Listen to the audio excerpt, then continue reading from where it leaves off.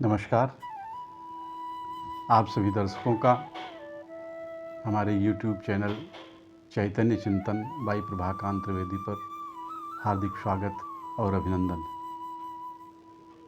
इसके पहले कि हम आज की कथा प्रारंभ करें, हम चाहते हैं कि पीछे से आपको जोड़ें।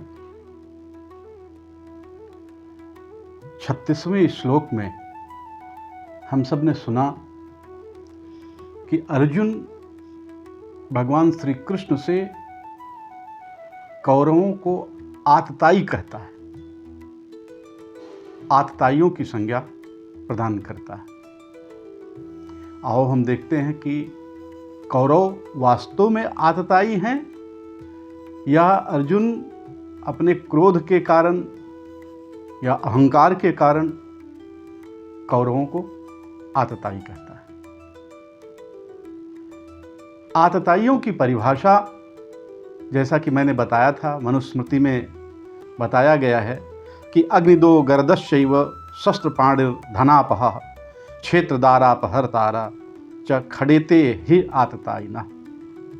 अर्थात जो किसी को विष दे, जो किसी को या किसी के घर में आग लगा दे या आग लगा करके मारने का प्रयत्न करे, या शस्त्र से या अस्त्र से किसी को मारे या मारने का प्रयास करे, या किसी का धन अपहरण करे, किसी की जमीन भूमि का अपहरण करे और किसी की पत्नी पर, उसकी स्त्री के ऊपर अपमानजनक दृष्टि डाले या उसे अपमानित करने का प्रयास करे या उसे छीने, ये 6 गुण जिसके अंदर हैं उसको आतताई कहा जाता है, या मनुस्मृति ने उसको आतताई कहा। आओ देखते हैं कि कौरवों के अंदर ये गुण हैं क्या। तो सबसे पहला गुण अग्निदो, आग लगाने वाला गुण। तो यहां हम पाते हैं कि जब लाक्षागृह में 5 पांडव थे तो शकुनी और दुर्योधन ने कुचक्र रचकर, षड्यंत्र रचकर लाक्षागृह में मारने की, उनको जला देने की कोशिश की, आग लगवा दिया। लेकिन विदुर और युधिष्ठिर की नीति से 5 पांडव लाक्षागृह से सुरक्षित बच निकले। दूसरा गर्दश्चैव, विष देने वाला। जब पांडव और कौरव छोटे थे, उनका बचपना था, तो तभी से ही दुर्योधन भीम को अपना शत्रु मानता था।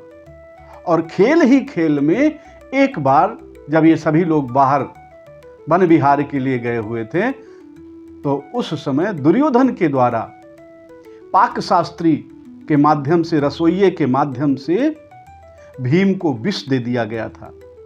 और वो विष भोजन में खाने के बाद भीम को नदी में बहा भी दिया गया था।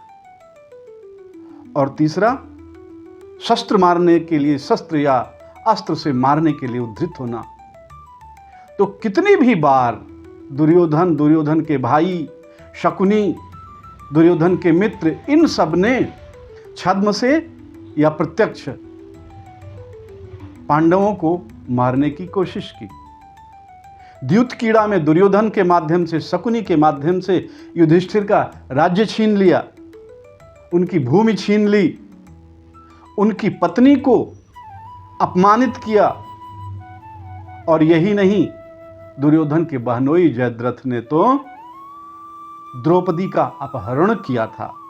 तो इस प्रकार से मनु के द्वारा बताए गए 6 के 6 गुण कौरवों में मिलते हैं। इसलिए कौरव तो महान आतताई हुए।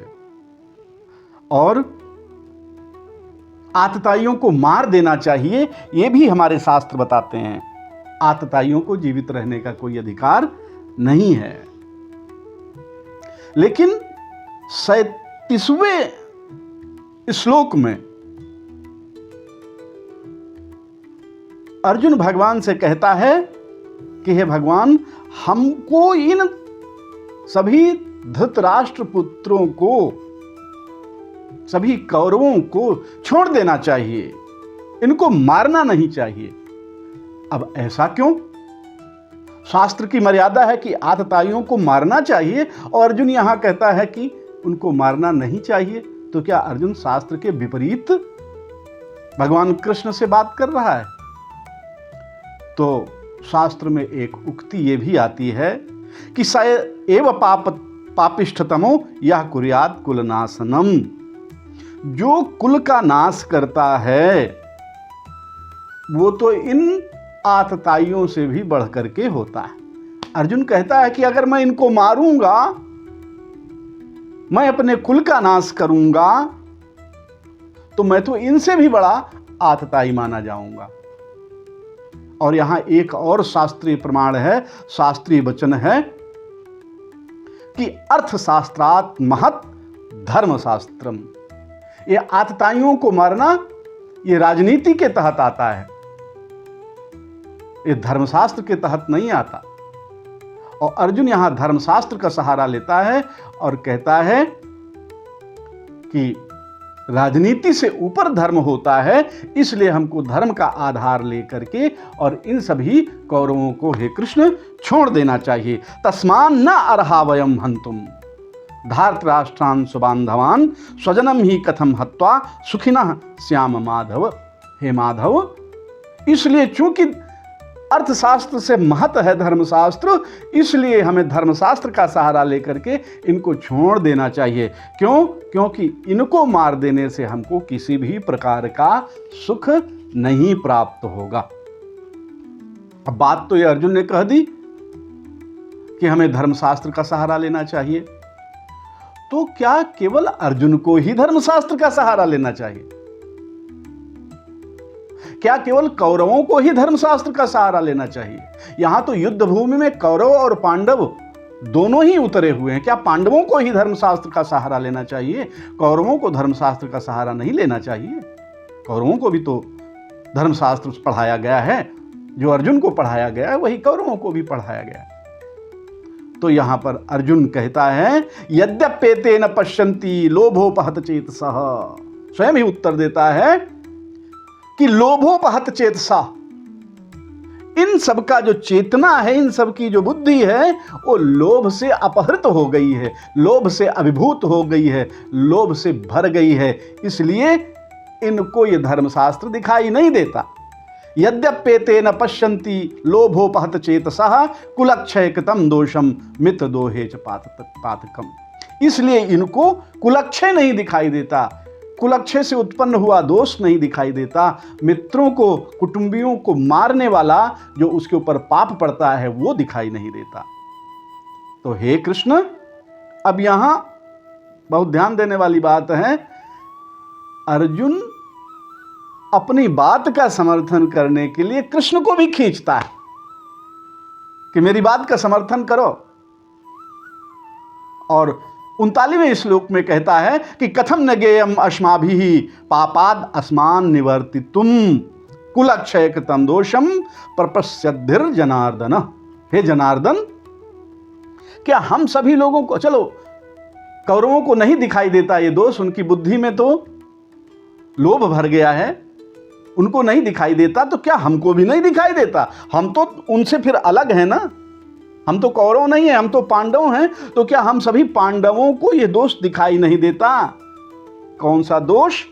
अब अर्जुन ने अपने आप को बचाने के लिए एक नए शब्द का सहारा लिया और उसने कहा कि कुलक्षय कृतं दोषम।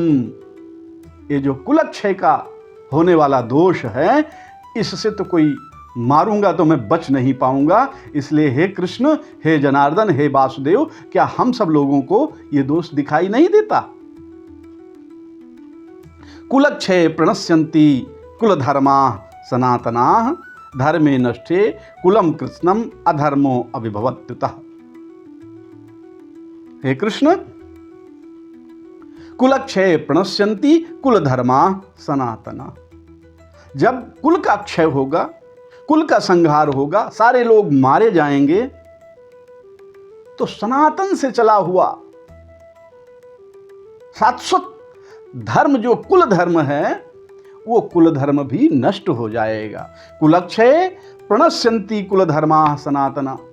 सनातन समय से चला आया हुआ जो हम सभी लोगों का कुल धर्म है, वो नष्ट हो जाएगा। धर्मे नष्टे कुलम कृत्स्नम अधर्मो अभिभवत्युतः। और जब कुल धर्म नष्ट हो जाएगा तो सारे कुल के ऊपर अधर्म व्याप्त हो जाएगा। अधर्मो अभिभवत्युतः, अधर्म व्याप्त हो जाएगा, अधर्म हावी हो जाएगा, अधर्म का प्रभाव बढ़ जाएगा। अब यहां जो प्रश्न उठता है कि कुल के क्षय होने पर, कुल के नष्ट होने पर, ये सब अर्जुन के मन की स्थितियां हैं। कई बार हम लोग किसी चिंता में होते हैं या किसी समस्या को बहुत सोचते रहते हैं, दिन भर सोचते रहते हैं, रात भर सोचते रहते हैं, और इससे कोई बचा हुआ नहीं है। तो उसमें फिर नए नए तर्क, नए नए कुतर्क, नए नए सूत्र सब मन को व्यथित करने वाले पैदा होते हैं। अभी अर्जुन जो सोच रहा है, तो सबसे पहले तो उसने कहा शरीर साथ नहीं दे रहा है, गांडी उठट रहा है, ये हो रहा है, वो हो रहा है। फिर कहता है कि मैं तो नहीं मारूंगा क्योंकि ये मेरे भाई हैं, ये मेरे स्वजन हैं। और फिर उसने क्या किया कि ये कहा कि इनकी पाप बुद्धि हो गई है, लोभ बुद्धि हो गई, हम तो पाप बुद्धि लोभ बुद्धि वाले नहीं हैं। फिर और उसने सहारा लिया कुलक्षय का। अब कुलक्षय से फिर अधर्म का, देखो अभी कितना सहारा लेता जाता है आगे और कितना बढ़ता जाता है। अब उसने अधर्म का सहारा लिया और कहा कि कुल का क्षय जब होगा तो बचा हुआ जो कुछ भी होगा उस सब के ऊपर अधर्म व्याप्त हो जाएगा। अब कुल क्षय पर और अधर्म व्याप्त होने का यहाँ पर क्या संबंध है? मैं धर्मशास्त्र के साथ ही साथ समाजशास्त्र का भी विद्यार्थी हूँ, इसलिए आप सबको हमारी इस टीका के ऊपर धर्मशास्त्र की भी छाप होगी और समाजशास्त्र की भी छाप आपको दिखाई पड़ेगी। आज नए परिवेश के लोग धर्म को समाज से अलग हटा देना चाहते हैं, या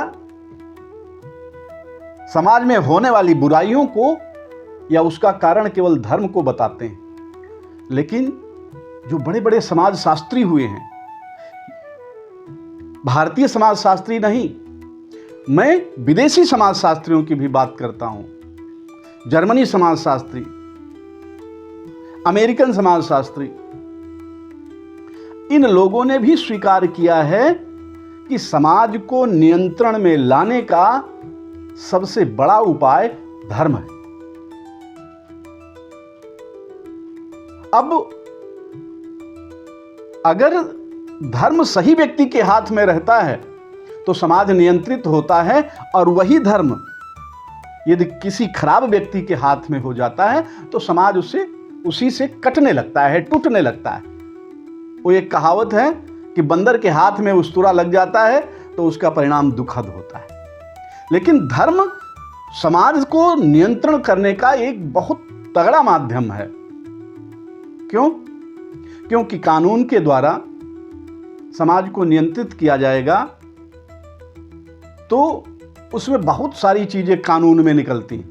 जैसे आपने किसी के विषय में कुछ भी कह दिया, आपने कुछ भी कह दिया, लेकिन पीछे से आपको सपोर्ट करने वाले कहेंगे कि भाई अभिव्यक्ति की आजादी है।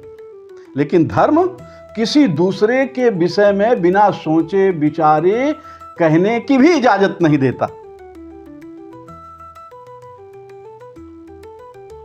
कबीरदास जी बहुत बार कहते हैं कि अपनी बात को बिल्कुल तोल मोल के बोल, तोल मोल करके बोलो।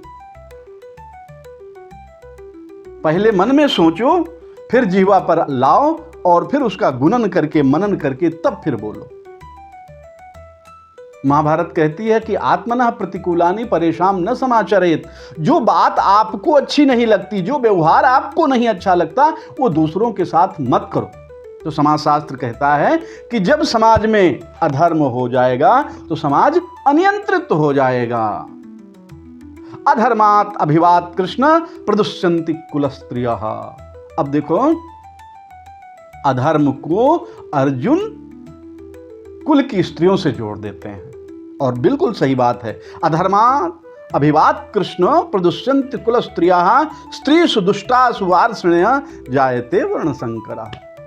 जब अधर्म होगा, तो जब अधर्म बढ़ता रहेगा, तो हे कृष्ण प्रदुष्यन्ति कुल स्त्रियाः, कुल की स्त्रियां, कुल की नारियां वो फिर प्रदूषित हो जाएंगी, दूषित हो जाएंगी। स्त्रीषु दुष्टासु, हे वार्ष्णे, हे कृष्ण, स्त्रियों के प्रदूषित होने पर, स्त्रियों के दूषित होने पर जायते वर्ण संकरः, वर्ण संकर संतानें उत्पन्न होंगी। अब अर्जुन अधर्म से स्त्रियों के ऊपर आ गए और स्त्रियों से वर्ण संकरता के ऊपर आ गए। अब फिर अगले कार्यक्रम में हम सब लोग विचार करेंगे कि ये वर्ण संकर क्या होता है और वर्ण संकर से क्या क्या लाभ हैं और क्या क्या हानियां हैं। बहुत बहुत धन्यवाद। और आपसे निवेदन है कि हमारे चैनल को कृपया सब्सक्राइब करें, लाइक करें, शेयर करें और हमें कमेंट करना ना भूलें। बहुत बहुत धन्यवाद।